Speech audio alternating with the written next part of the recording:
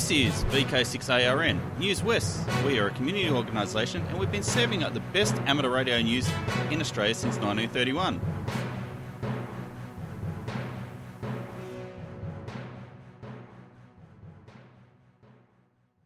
Hi, this is Clinton, VK6FCRC, and welcome to Newswest for the 23rd of July 2023.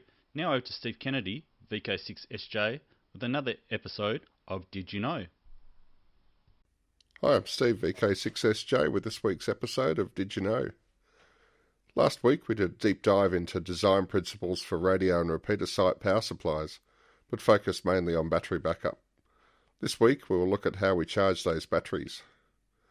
You have a repeater site or a remote HF station and you have batteries. How to keep them charged without access to mains power. There are two mainstream methods used, solar and wind-powered. I'm not going to go into wind-powered simply because I haven't had that much experience with wind power, and I'm hoping someone in the audience might have more knowledge and do an augmentation of this article. Solar power. Did I mention last week about understanding the requirements? Our requirements are relatively simple. Recharge the battery from 0% charge to full charge in 10 days. Maintain the charge of the system on a day-by-day basis. We know the consumption of the site on average because we all listened diligently last week to how we determine the consumption. Our system needs to cater for that consumption, but in addition, if we're going to also recover the system from an event such as a loss of supply for 5 days, then we need to add some capacity of the charging system to recharge the system in 5 to 10 days.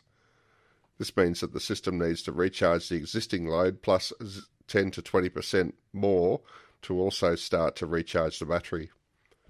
If you have the funds, I'd recommend using a 5-day recharge design parameter, as this will also allow the system to cope comfortably with excessive use on a given day. Now let's look at the design inputs from solar panels. There are some important parameters to look at from solar panels. They include nominal maximum power.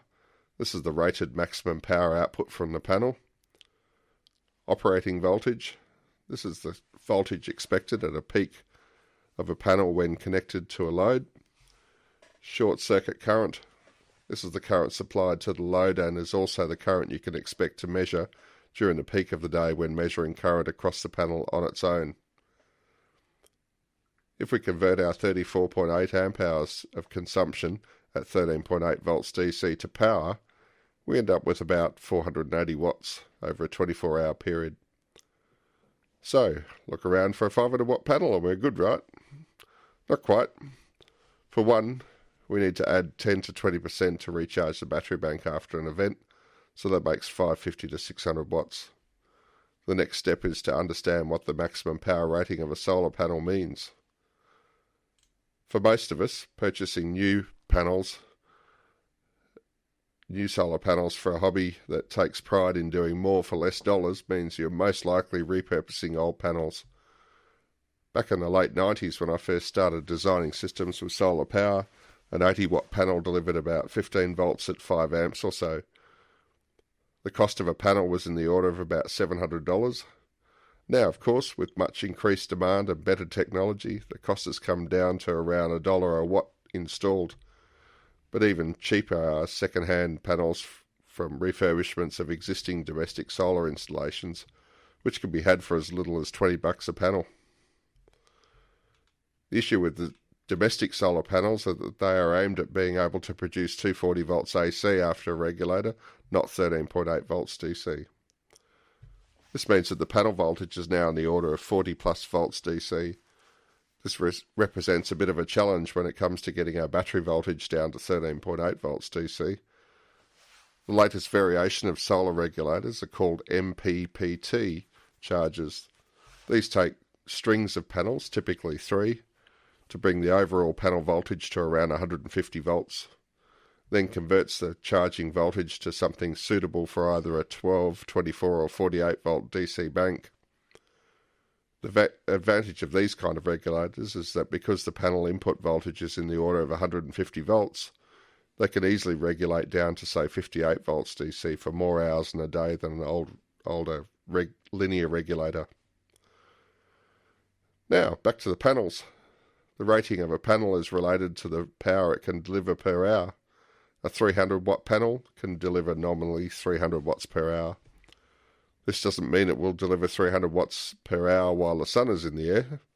Typically around Perth, a panel will deliver the equivalent of around 5 times the rated power per day, as long as the panel is facing north and angled around 35 degrees from horizontal. This means that if you string 3 panels in series, it will deliver 300 watts at around 45 volts, or roughly 6.5 amp hours, or 33 amp hours per day at 48 volts DC. Convert this down to 12 volts DC and you'll have 133 amp hours per day, which will recharge your battery bank in 2 to 3 days, so it will be a very robust design. A few other tips for building a solar power supply for a repeater or HF remote site. Use the same panel types for your array. This is why there are often plenty of panels on the second-hand market.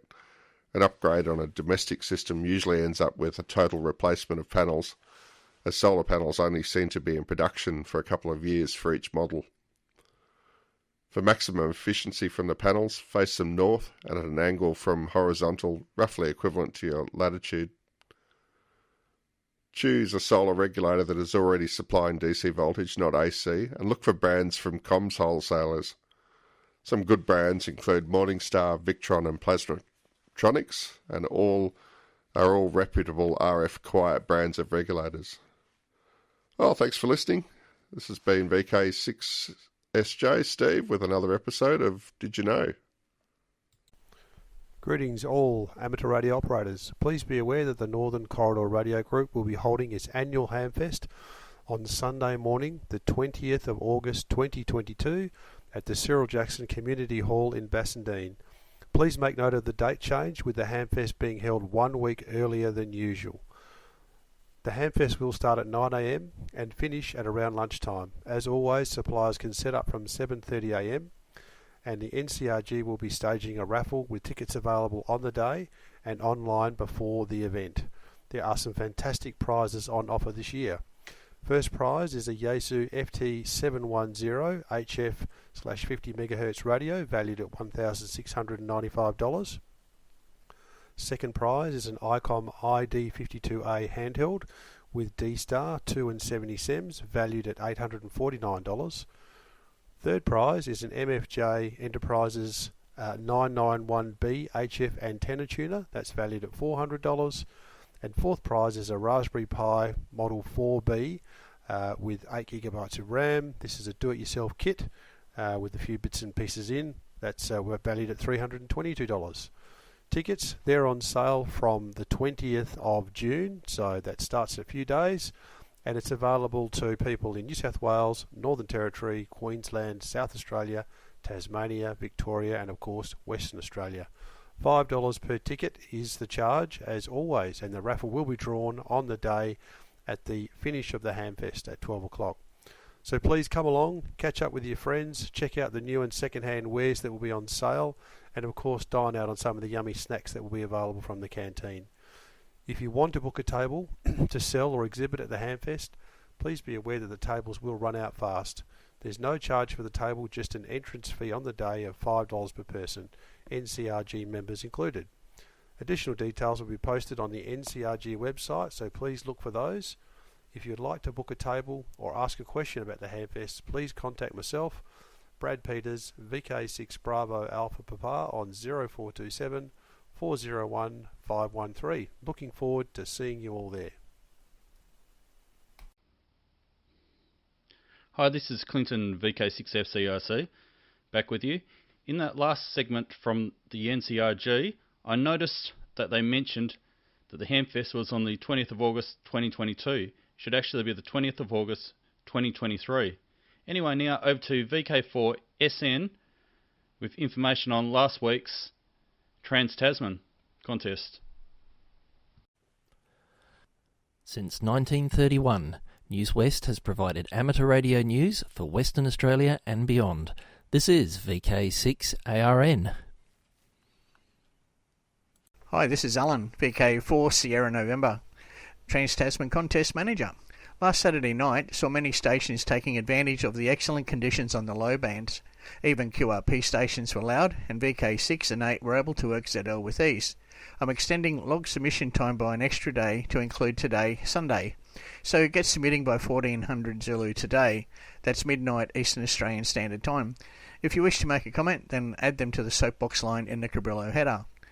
Some have asked about serial numbering starting at 1 for each band. This is perfectly okay. Please submit the log as is. For the future, my website now contains downloads for both single operator stations and multi-operator stations, where the numbering is different. Thank you. This is Alan, VK4 Sierra November. During the week, the ACMA announced that it has amended the LCD to open up the entire amateur portion of the 6 metre band to standard licensees. This welcome move was a very long time coming, and hopefully we'll see more use made of this band. Some may disagree with me, however. To my mind, it was a silly division to create in the first place, especially since it was done, I believe, to prevent interference to analogue channel 0 way back some time ago. Perhaps I'm oversimplifying how the situation was, but from what I can gather, novice licence holders were limited to the farthest end of our 6 metre band, lest they created interference to channel 0, because their 30 watts might interfere with TV transmissions and the full call's 400 watts wouldn't. This arrangement found its way to standard licensees in 2004, when our amateur radio licences were sorted out into 3 levels. Much to the chagrin of some, proposals were made to the ACMA to sort out 6 metres from the time we changed from analogue to digital TV, around 10 years ago. Of course, some people in our amateur radio world signalled the end of the amateur radio universe as we know it. Because of that and other suggested changes to our hobby, we were going to spin out of control into a pit of despair and decay. Amateur radio has undergone significant changes throughout its history. And speaking of history, I've researched a lot of Australian amateur radio history over the years in order to make history items for Newswest. Predictions of the end of the amateur radio universe as we know it have popped up fairly often over the years. They are dusted off and trotted out during times of impending change. It seems that amateur radio enthusiasts, long known for their position at the bleeding edge of technology, aren't that keen about change. Why? Why do people feel threatened by change? Why is there loud disapproval? Now, I don't hold any exclusive claim to soundness of mind, but what keeps me sane, or at least what I call sane, is that very few things around us are absolute. It helps my sanity to know that those things that are can be questioned, and they should be. Back to amateur radio, more than a century down the track, and the hobby is still with us. People are still joining the hobby. They see something in the hobby that they like, and they want to be part of it. Perhaps they don't look at some of the amateur radio Facebook groups that disgrace the hobby with their invective. Perhaps they haven't met the loud grumble bums who still haven't got over changes that were made 20 years ago.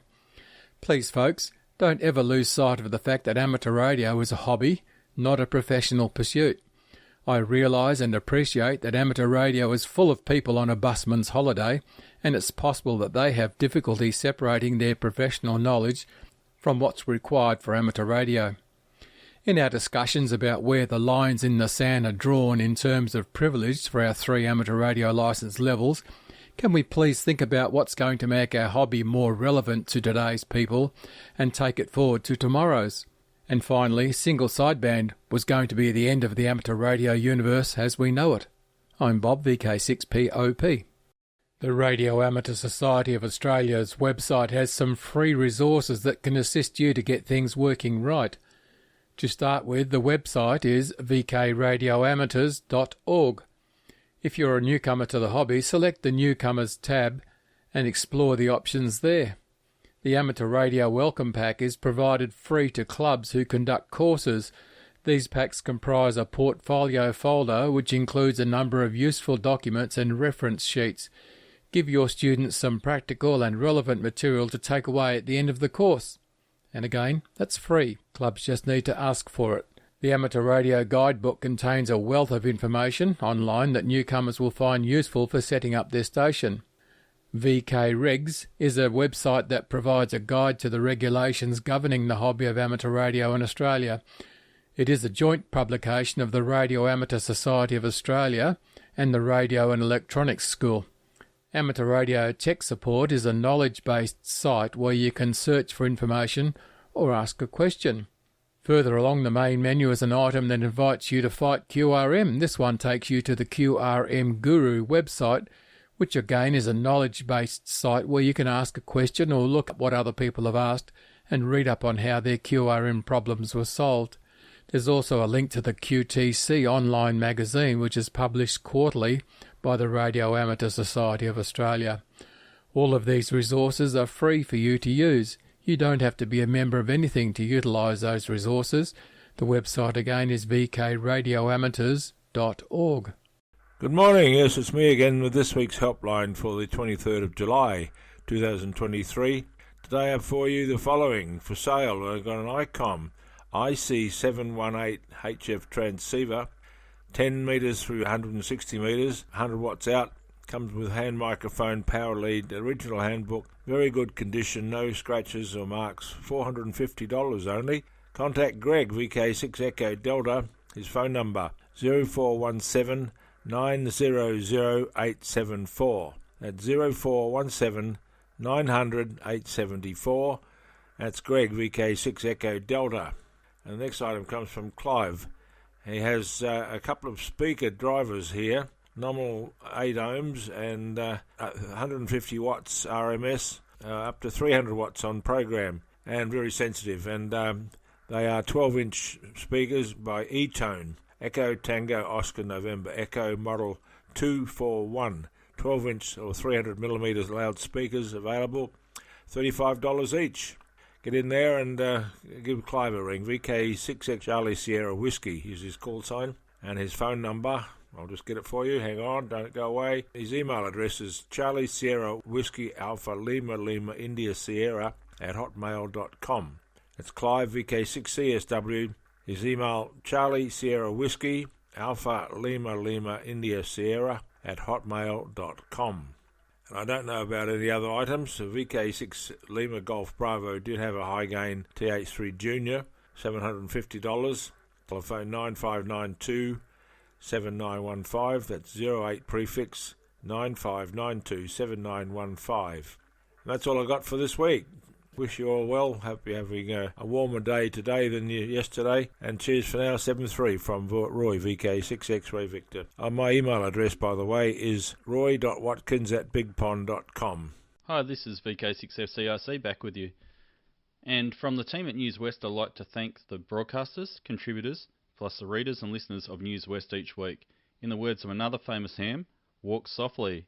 Now please stand by for callbacks on your local repeater after the idents, or submit your callbacks via the VK6.net website.